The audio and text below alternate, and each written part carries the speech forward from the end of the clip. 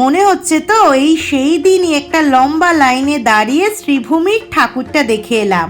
আবারও একটা বছর ঘুরে মা আসছে। সত্যি জীবন থেকে যে এক একটা বছর কিভাবে কেটে যাচ্ছে বুঝতেই পারছি না। এখন মহালয়ার দিন থেকেই ঠাকুর দেখতে শুরু করে দিই, কিন্তু ছোটবেলায় ষষ্ঠী থেকে পুজো শুরু হতো।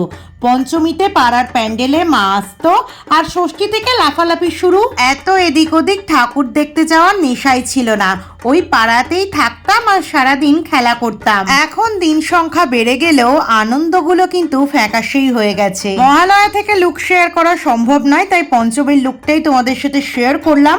এখন আর বেশি মেকআপ করতে ভালো লাগে না, তাই স্টার্টিংটা নো মেকআপ লুকেই রেখেছি। ভীষণ কমফোর্টেবল কটনের একটা ওয়ান পিস পরেছি, যেটা দিদি আমাকে এনে দিয়েছে, সাথে কানেরটাও ওই এনে দিয়েছে শান্তিনিকেতন থেকে। সবশেষে উৎসব নয় পুজো চাই, সবার মুখে হাসি চাই, তিলোত্তমার বিচার চাই।